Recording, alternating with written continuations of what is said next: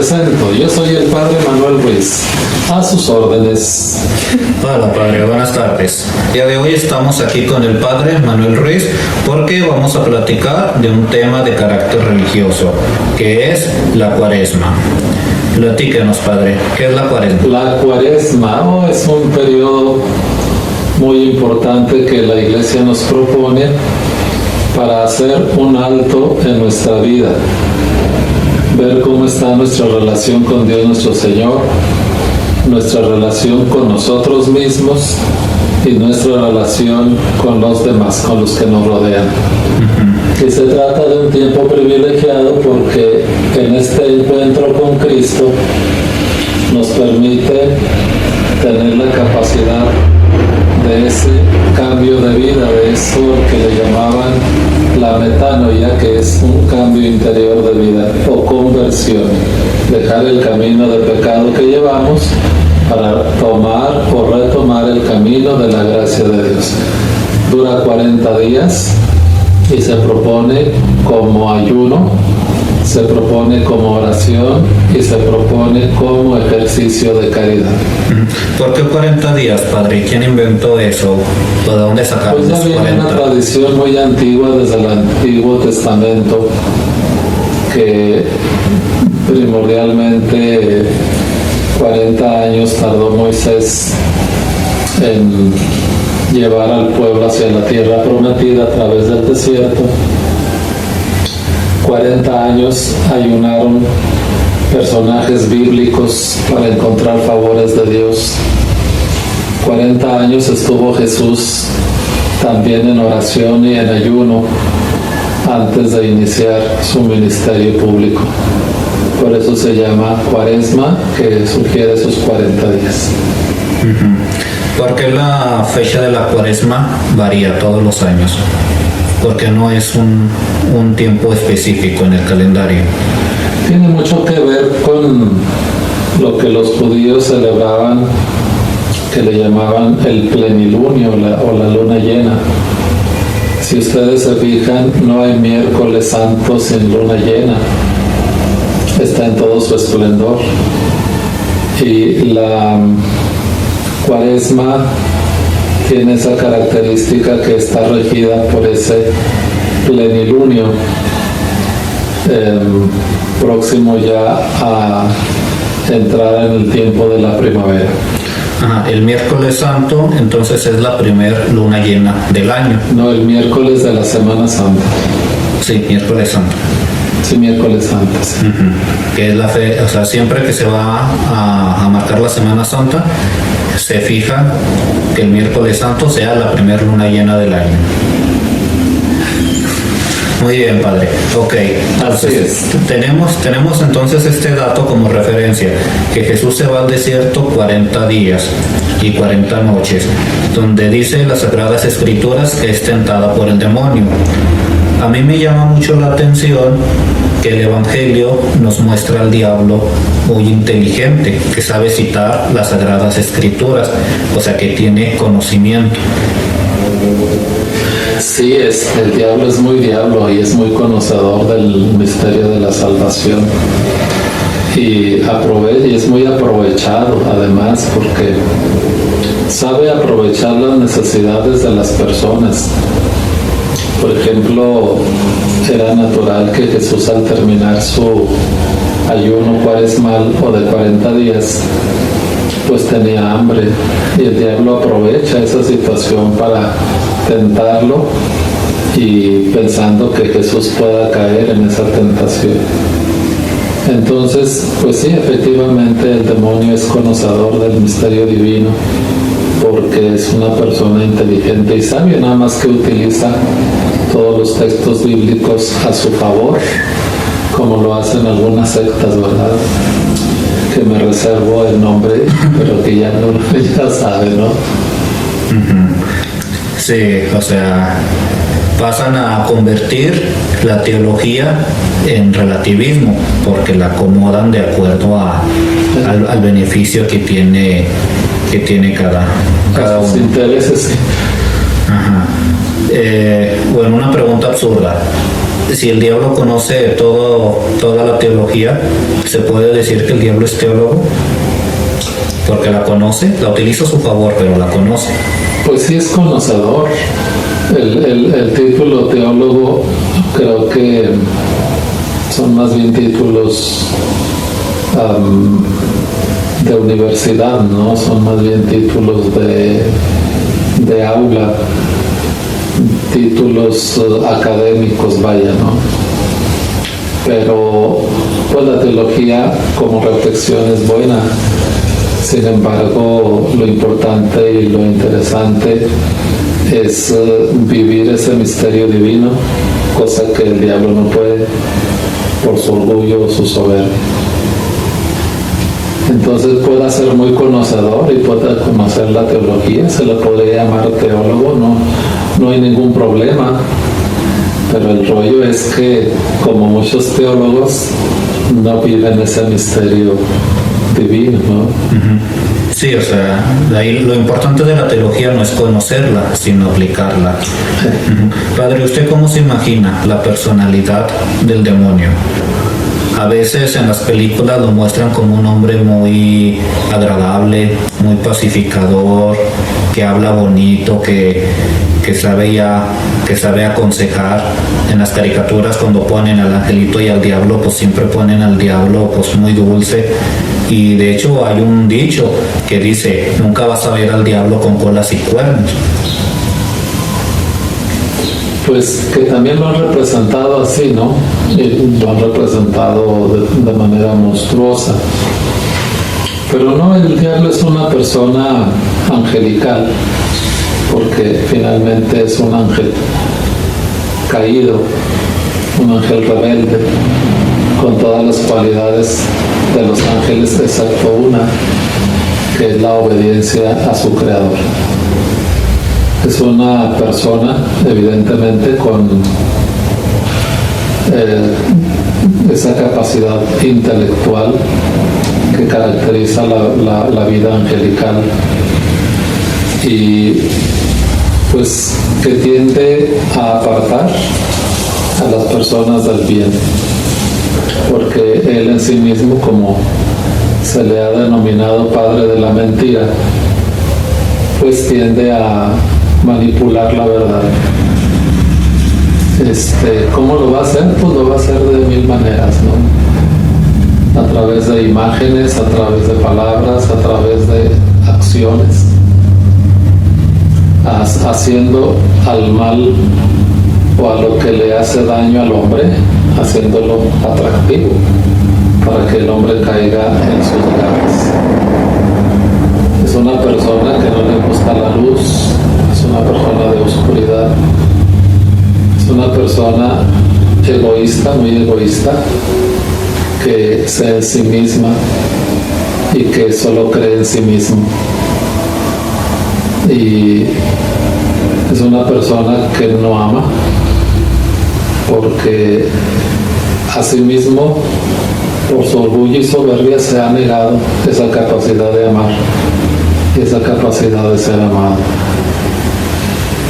Por lo tanto, es una persona que está lejana del bien y lejana del sumo bien, que es Dios nuestro Señor. Muy bien, Padre. ¿Y de Cristo, que es lo contrario, cómo se imagina su personalidad, de su parte humana? Pues los evangelios muestran a un Jesús que evidentemente tiene esas dos naturalezas, la humana y la divina, y que en su persona reúne todas las cualidades del amor de Dios, del misterio divino revelado al hombre, porque Él viene a revelarnos al Padre en su propia persona.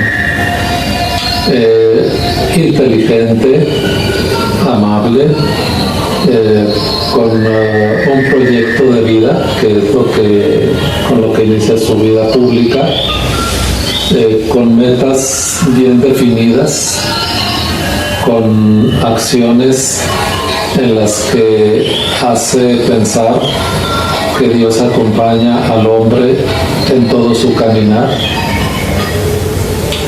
un hombre que demuestra que la lucha contra el pecado y la lucha contra el mal es posible, y por eso es capaz de hacer milagros, de hacer prodigios y de enseñarle al hombre el camino del reino de Dios, el camino del bien. Pero también pone al diablo en su lugar, ¿verdad? En esa confrontación sabe decirle al diablo no y sabe ponerlo en su lugar, ¿no? Pero usted se lo imagina con una personalidad seria, tranquilo, muy alegre, muy espontáneo, abierto, reservado. Todo eso. Al mismo tiempo. Todo eso al mismo tiempo, pero con un gran amor por el hombre y una gran compasión. Evidentemente capaz de reír, capaz de descansar, capaz de llorar como lloró a su amigo Lázaro, como lloró por Jerusalén que no se convertía al Señor, lleno de compasión.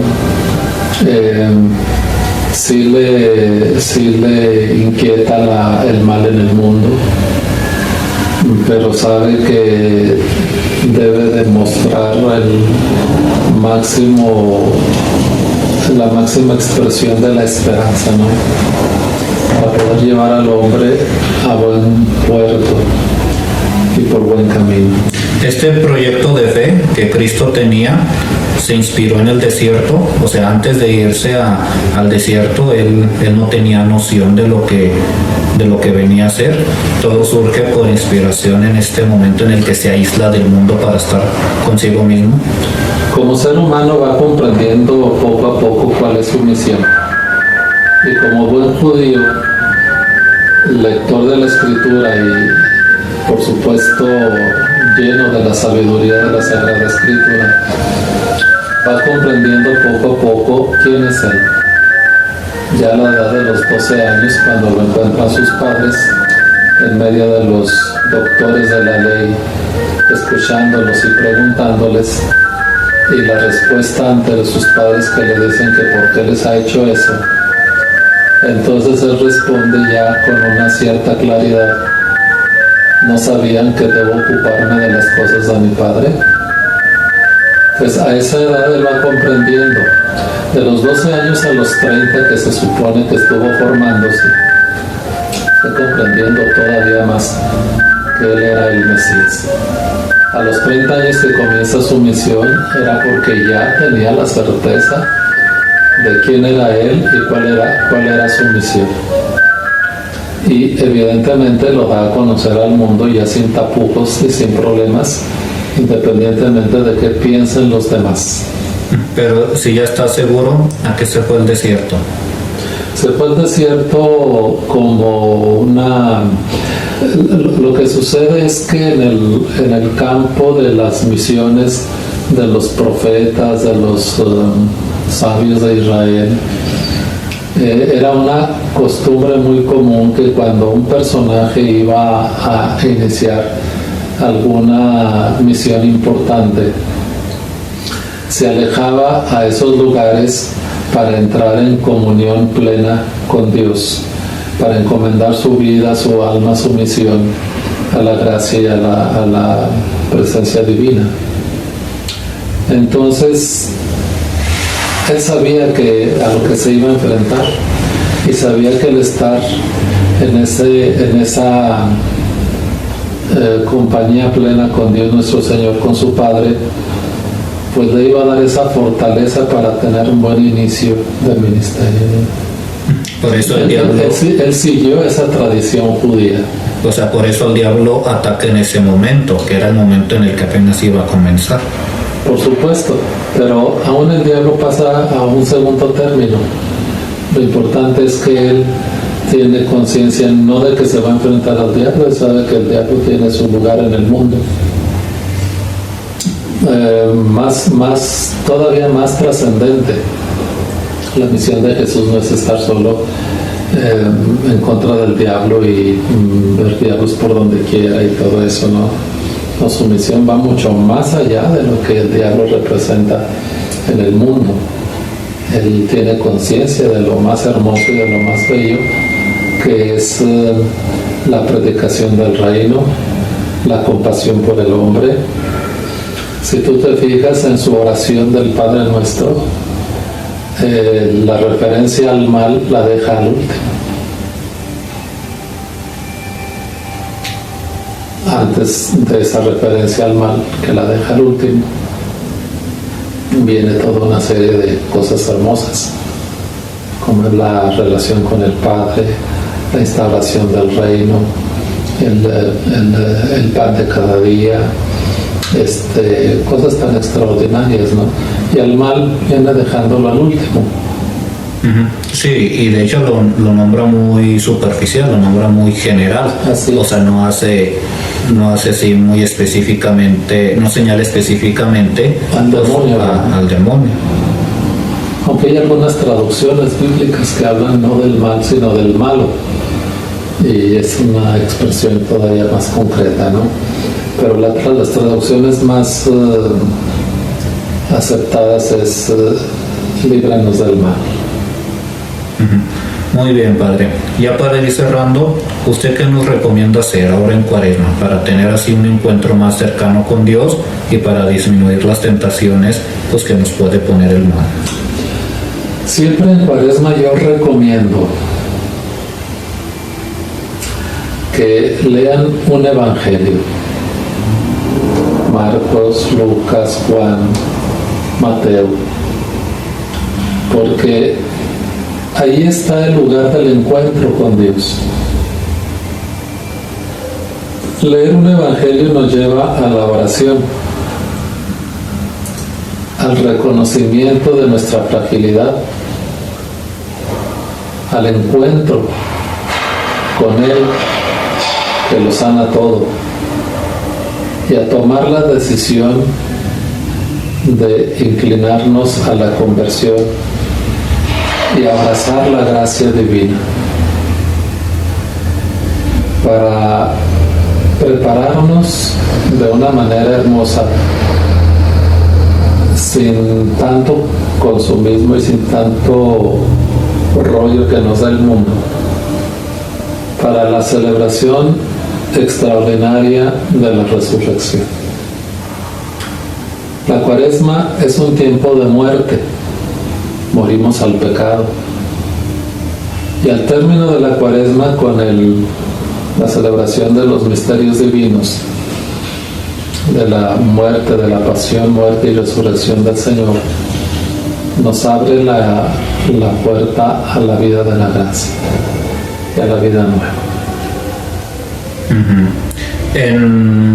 En el credo original, que es el que se acostumbra a profesar, rezar en la Cuaresma, pues dice que Cristo desciende a los infiernos después de su muerte. Pero esto en el Evangelio suena un poco contradictorio cuando Jesús está clavado en la cruz, porque le dice al ladrón arrepentido que hoy mismo estarán juntos en el paraíso. ¿Por qué aquí hay esta contradicción entre el credo de los apóstoles y el Evangelio también supuestamente escrito por los apóstoles? Hay que superar el tiempo de las temporalidades. Hay que superar la tentación de las temporalidades. La promesa de Jesús al ladrón es extraordinaria y es real. Pero descender a los infiernos es descender con el ladrón. Descender a los infiernos es irles a anunciar. Es descender al dolor que estaba sufriendo el ladrón. Sí, a su experiencia de muerte también.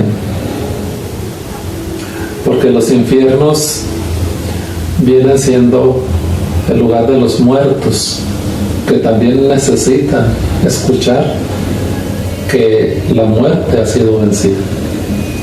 Y el paraíso que habla es la experiencia de la paz, de saber que fue perdonado. La experiencia de la salvación. ¿Sí?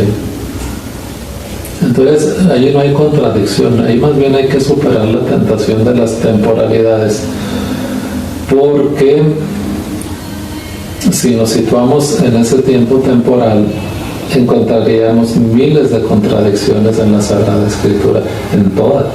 Sí, que de hecho a veces los niños del catecismo nos preguntan por qué decimos que resucitó al tercer día, pero ellos vienen el Viernes Santo y ven que Cristo muere y al día siguiente que los hacemos venir a la resurrección, los niños nos preguntan, es que ¿dónde están esos 3 días? Esos 3 días en que estuvo muerto, no logran comprender esos 3 días de luto, porque vienen el Viernes Santo a la pasión y el sábado vienen a la vigilia pascual, a la resurrección, y no logran comprender ese espacio de muerte. Por eso digo que hay que superar esas tentaciones de las temporalidades, ¿verdad?